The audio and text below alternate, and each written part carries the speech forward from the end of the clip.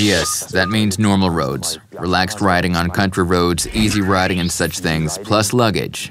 Full throttle on the motorway, the aspect of off-road. And yes, the previous model was very good at that, but I really wanted to take it one step further and extend this large spectrum. And I think with this electronic chassis and the riding modes, I managed to do that.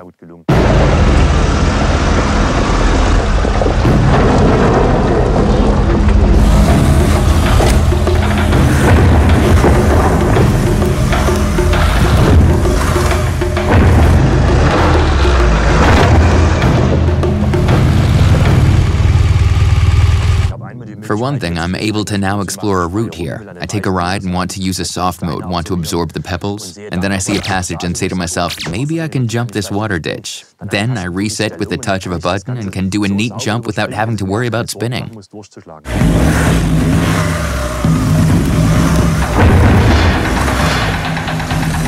I think that more people will actually go off-road to try this. Initially, they will be hesitant, and when they experience it, they'll want to go back again and again.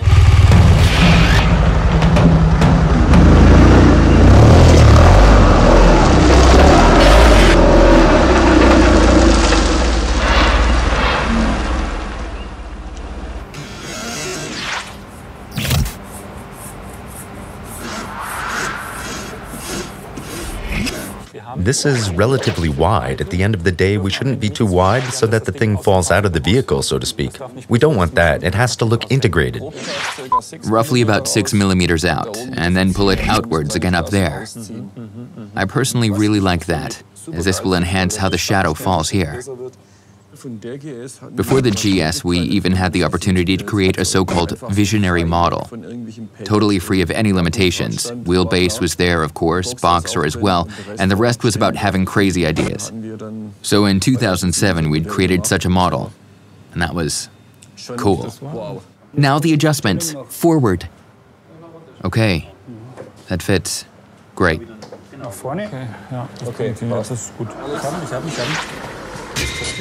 Look, here comes the designer again. Now forward, quite far forward. Now the little gearbox, nicely lubricated. Take your time, Ralph. Yes, not a problem. It's only 9:30. All the way to the front, guys, yes.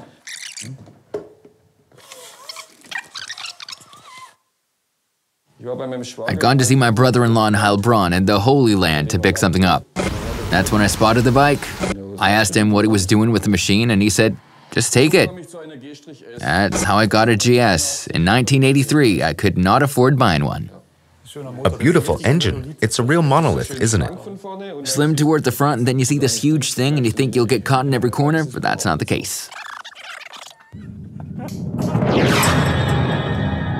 What is really different is that we have moved the mass away from the center towards the front. It pushes forward. It really wants to go for it and go full throttle. That was really important to us, so that even from far away, everyone can see it coming and realize, hey, that's the new one.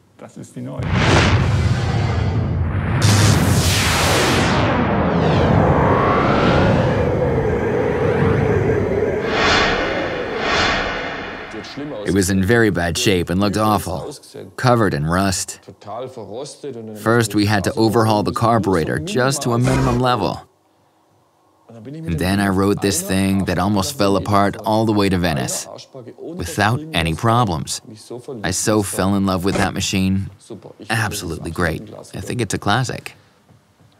So, you want a beer?